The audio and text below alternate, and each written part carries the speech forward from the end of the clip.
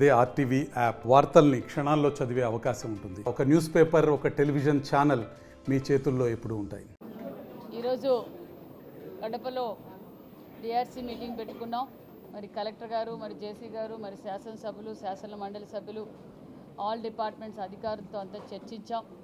జిల్లా ఏ విధంగా అయితే అభివృద్ధి పనులు జరుగుతున్నాయి, ప్రభుత్వం నుంచి వస్తున్న సంక్షేమ పథకాలు ఎలా ప్రజలకు అందుతున్నాయి అని ప్రతి డిపార్ట్మెంట్ ద్వారా కూడా రివ్యూ తీసుకున్నాం. అభివృద్ధి ధ్యేయంగా పనిచేస్తున్నాం. అదేవిధంగా గత ప్రభుత్వంలో కొన్ని సమస్యలు కూడా ఈరోజు ఎక్కువగా సమస్యలు ఎక్కడికి పోయినా సమస్యలు వస్తున్నది ఏంటంటే రెవెన్యూ సమస్యలు ఎక్కువగా వస్తున్నాయి, టిడ్కో ఇండ్ సమస్యలు ఎక్కువగా వస్తున్నాయి. ఆ సమస్యలు ఏ విధంగా పరిష్కారం చేయాలని కూడా అధికారులతోనూ మరి తోటి శాసనసభ్యులతోనూ మరి చర్చించాం. మరి డిపార్ట్మెంట్ వైజ్గా కూడా రాబోయే వేసవి కాలంలో ఏ విధంగా అయితే వాళ్ళ ప్రజలకు ఏ విధంగా మంచినీరు సమస్య రాకుండా ఉండటానికి, రైతన్నులకు ఏ విధంగా అందుబాటులో ఉండాలి, రైతన్నులకు ఏ విధంగా అయితే ఏ పంట పెడితే లాభం వస్తుంది, దిగుబడి వస్తుందని ఆల్ డిపార్ట్మెంట్స్తో కూడా చర్చించాం. మరి చర్చించడంతో పాటు కడప కూడా గతంలో జరగని అభివృద్ధి ఇప్పుడు ఈ 8 నెలల్లో అభివృద్ధి జరుగుతుంది. ఇది ఒక మంచి ప్రభుత్వం అని చెప్పడానికి ఇది ఒక నిదర్శనం. ఎందుకంటే గత ప్రభుత్వంలో కనీసం పులివెందుల్లో తాగడానికి కూడా నీళ్ళు లేవు. అలాంటిది పులివెందుల టౌన్లో గత ప్రభుత్వంలో తాగడానికి లేవు, కడపలో కూడా తాగడానికి నీళ్ళు లేక చాలా ఇబ్బంది పడుతున్నారు. మరి అలాంటి సమస్యలన్నీ కొన్ని ఏళ్లుగా తీర్చలేని సమస్యలు ఇప్పుడు డ్రింకింగ్ వాటర్ కావచ్చు, అన్ని విధాలుగా అభివృద్ధి ధ్యేయంగా పనిచేస్తున్నామనే విషయాన్ని కూడా మేము తెలియజేస్తూ అధికారులతో కూడా ఇదే ఆదేశించాం.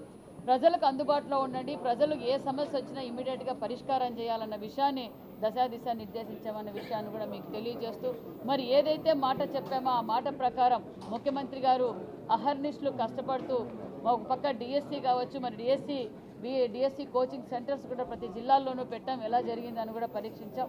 అది కూడా సక్సెస్ఫుల్గా రేపొద్దున డిఎస్సి కూడా దగ్గరలో నోటిఫికేషన్ కూడా ఇవ్వబోతున్నాం. రాష్ట్ర వ్యాప్తంగా అన్నా క్యాంటీన్లు వదిలాం. అదేవిధంగా ఉచిత ఇసుక ఇచ్చాం.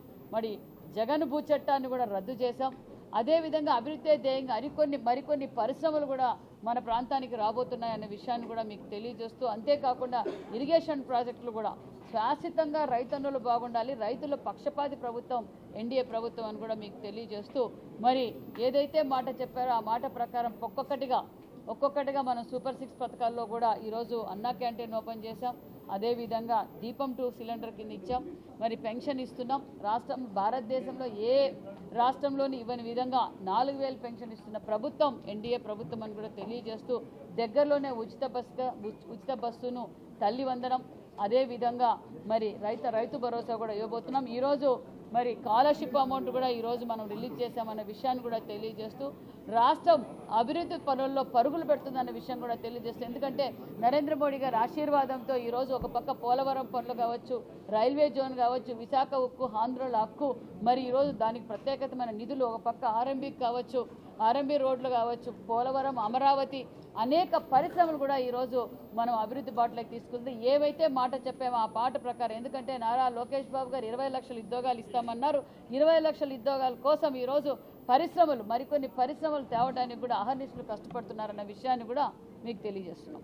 భూ సమస్యలు, రెవెన్యూ సమస్యలు ఎక్కువగా వచ్చి అందుకే ముఖ్యమంత్రి గారు, మరి రెవెన్యూ శాఖ మంత్రి గారు ప్రతి గ్రామాల్లోనూ రెవెన్యూ సదస్సులు పెడితే తప్ప ఈ సమస్యలు పరిష్కారం కావు అన్న ఉద్దేశంతోనే రెవెన్యూ సదస్సులు పెట్టారు. మన జిల్లా అంతకుముందు ఎప్పుడు కాలేదు, గత ప్రభుత్వంలో అయినాయి.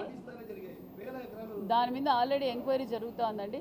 మొత్తం ఆల్ డిపార్ట్మెంట్స్ ఎక్కడెక్కడైతే ఎవరిని ఉపేక్షించేది లేదు, ఎక్కడ కబ్జా చెరువులు చేశారు, భూములు చేశారు, ఫారెస్ట్ ల్యాండ్లు చేశారు. మరి ఇంకోటి ఇందాకేదో మరిన్ని వీడియోస్ కోసం ఛానల్ ని సబ్స్క్రైబ్ చేయండి, లేటెస్ట్ అప్డేట్స్ కోసం వాట్సాప్ ఛానల్ ని ఫాలో చేయండి అండ్ లింక్ డిస్క్రిప్షన్ లో ఉంది.